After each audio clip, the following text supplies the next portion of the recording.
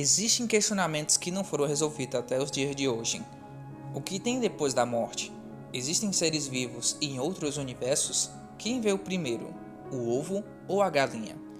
Por que Resident Evil sempre falha nas suas adaptações? De todas as perguntas, a última com certeza é a mais difícil de responder, pois não tem sentido do porquê Resident Evil ainda não teve uma adaptação decente. Resident Evil está sendo adaptado, sim, ainda está sendo, pois já saiu rumores que terá um novo filme e ainda será dirigido por Paul Anderson desde 2002, e até hoje nunca teve uma adaptação que fizesse jus aos jogos. E antes que pergunte, sim, eu já assisti todos os filmes da Alice, o tenebroso Bem-vindo a Raccoon City e a assustadora série da Netflix. Começando pelo filme da Alice, Paul Anderson, diretor dos 6 filmes, no começo queria fazer até algo decente, pois, desconsiderando os outros filmes seguintes, poderia encaixar facilmente o Hóspede Maldito na cronologia dos jogos, pois poderia considerar ele um caso isolado, como acontece nos jogos também, em Resident Evil 4, numa parte rural da Europa, o 7 em Louisiana e Revelations 2, numa ilha isolada.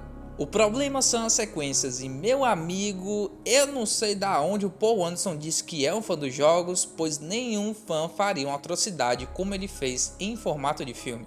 A lore do jogo só é usada quando convém o roteiro, nenhum personagem é respeitado, a maioria é jogada de escanteio e pior, todos perdem o seu tempo de tela por conta de um dos maiores problemas do filme de Paul Anderson, Alice. Eu não tenho nada contra a personagem, eu até gosto em certos filmes, mas o roteiro beneficia tanto ela que parece que o filme não é de Resident Evil, e sim Alice the Movie.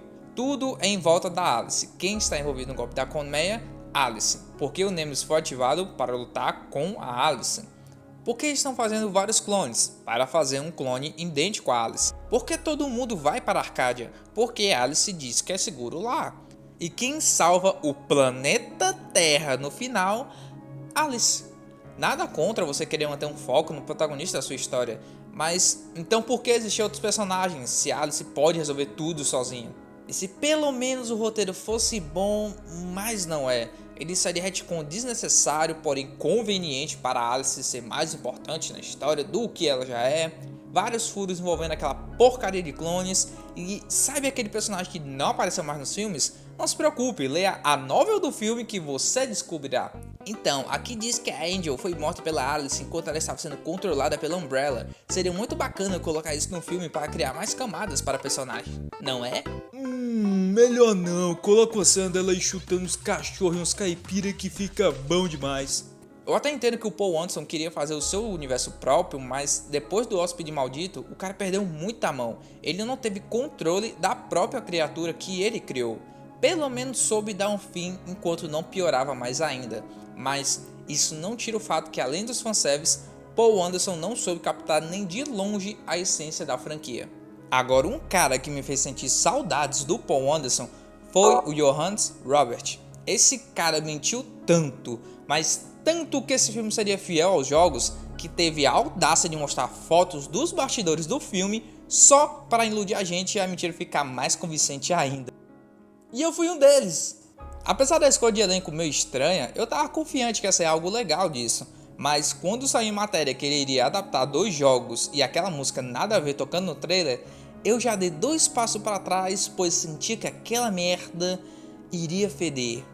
Iria feder muito. E quando eu vi aquela maldita cena do zumbi pegando fogo tocando Man on Fire, eu percebi ali que o Paul Anderson tinha um oponente digno à sua altura.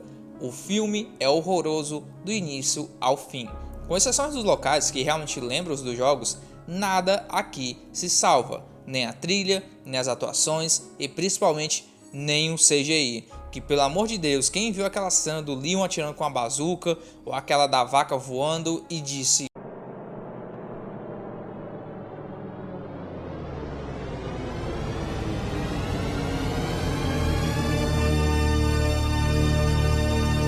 o cara viu a ficha do Paul Anderson e disse: amador, eu consigo fazer bem pior.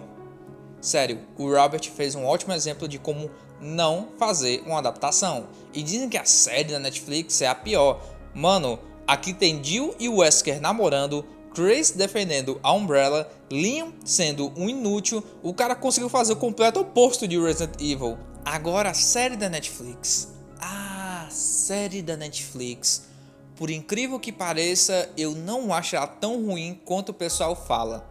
Não me leve a mal, eu não estou defendendo o cachorro morto, eu só não acho esse bicho de 7 cabeças como todo mundo diz, pelo simples fato de eu já saber o que esperar dessa série. Todos os jogos sendo canônicos, filhos do Wesker e futuro pós-apocalíptico, era a receita perfeita para uma nova e péssima adaptação de Resident Evil. Pelo menos tivemos a ótima atuação do Lance Reddick, que descansa em paz, e eu vi a série justamente por causa dele. Eu já tinha visto Os Domésticos e adorei a atuação dele. Ele consegue meter o terror em alguém de forma tão calma, tão suave que assusta. E mesmo sabendo que ele não iria combinar em nada com Wesker, eu vi por causa dele. Então sim, eu vi a série em um dia só por causa de um ator que eu gostei muito. Quem nunca, né? Agora voltando pra série, que coisa horrorosa. Os dois núcleos são horríveis, nenhum personagem aqui é gostável, até mesmo aqueles que tinham algum potencial acabam virando piada mais pra frente. E as atuações, meu Deus. Eu não sou nenhum Al Pacino da vida, mas até uma criança consegue ver o quanto isso aqui é grotesco. E se você parar para analisar todas essas adaptações, todos cometem os mesmos erros. Futuro pós-apocalíptico, o que nunca chegou a acontecer nos jogos, no máximo em Resident Evil 6, com um vírus sendo espalhado por toda a Tal Oaks e nem chegou a ser um futuro pós-apocalíptico. Protagonistas que não existem nos jogos, só servem para mostrar o mundo da obra, os famosos olheiros, sendo que poderiam muito bem fazer isso com os personagens já existentes. Nunca adaptar a história dos jogos e sim fazer algo novo ou reformular totalmente a história original a favor do roteirista. O único que chegou perto da história original dos jogos foi o Apocalipse em adaptar Resident Evil 3. Personagens sem carismas, sem alma e com pouquíssimo desenvolvimento, pouquíssima utilidade dos monstros dos jogos, com exceção do Licker, que parece mais o mascote das adaptações, por aparecer em toda a maldita adaptação da franquia. Vilões com potenciais para um filme, como os irmãos Ashford, James Marcus, William Burke, Spencer, Nikolai, totalmente ignorados para focar só no Wesker. E o principal, nenhum deles tem a essência dos jogos. E afinal, qual é a essência de Resident Evil?